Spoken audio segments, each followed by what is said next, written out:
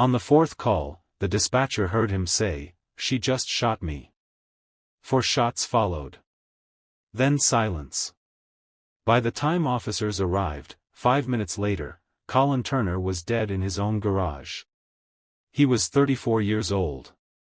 He had 2 toddlers in the house. He had just been accepted into an electrical engineering master's program at Johns Hopkins University. He had spent the entire day trying to protect his children and find a way out of a marriage that had been slowly destroying him. He never made it out. Colin Turner called police 3 times on the last day of his life. He was calm on every call. He explained the situation clearly. He answered every question the deputies asked. He did everything right. This is Case Analysis Bureau. This video covers who Colin was, the day he spent trying to leave, the recordings that dismantled a self-defense claim before it could be made, and the jury that took just over 4 hours to return a verdict of first-degree premeditated murder. Before we go any further, let us know in the comments where you are watching from. Hit subscribe right now so you never miss a case. Stay with us. Colin's story is one every parent needs to hear. Colin James Turner was 34 years old. He was a retired United States Marine who had suffered a traumatic brain injury during his service. After leaving active duty, he became the primary caregiver for the family's children, a 4-year-old son, a 3-year-old daughter, and his wife's 12-year-old from a previous relationship. He was the one who handled the school runs, the naps, the meals, the daily rhythm of raising small children. And while doing all of that, he had quietly enrolled himself in a master's program at one of the most prestigious universities in the country. His wife, 37-year-old Bree Christensen, was an active-duty United States Navy chief, the primary breadwinner, the one whose career gave the family its structure and its location. From the outside the household looked functional. On the inside, Bree's mental health had been deteriorating for over a year. She had attempted suicide twice, been hospitalized twice, been removed from 2 outpatient therapy groups, and had been documented by the same Santa Rosa County Sheriff's deputies who responded on the day Colin died.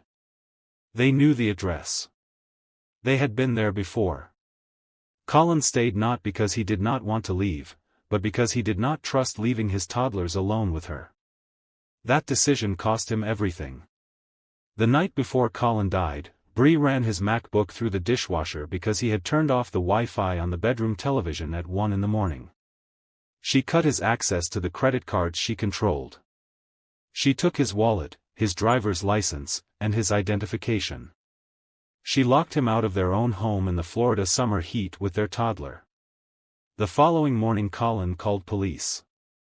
He was measured and specific. He explained the history, described the escalating behavior, and told the first officer that he was trying to take the children to his parents in Georgia to give everyone space. Bree told officers a different story. She claimed Colin had thrown her to the floor and pushed her against a wall. There were no marks on her body. No witnesses. No evidence. Officers could not arrest anyone. They advised both parties to find a compromise and left. 4 hours later Colin called again. Bree had locked him out a second time. This set of deputies was familiar with the address and familiar with Bree. One of them had responded to a Baker Act call at the same house months earlier. They advised Colin directly, if anything physical happens, pull out your phone and record it. That advice was the last practical help anyone was able to give him. After the second set of officers left, Colin went to the garage to repair the door Bree had broken earlier. She locked him in from inside. He called 911 a third time, calm, explaining that he was locked in the garage and that she had tried to break his arm when he attempted to re-enter the house. He was still talking to the dispatcher when the door opened. He said, "She just shot me." 4 more shots followed. The line stayed open. The dispatcher heard everything. Bree had arrived at that garage door with the gun already in her hand. She knew the 911 line was active. Colin was shot in the back.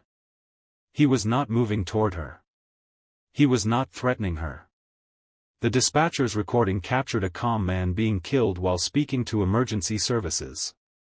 If you are still with me, drop "I'm still here" in the comments. When you heard that Colin had called 911 3 times that day and followed every instruction officers gave him, what did that make you feel? Hit the like button too. One tap keeps Colin's name in front of people who need to hear his story. When officers arrived, Bree had hidden the gun behind the kitchen toaster and positioned herself outs.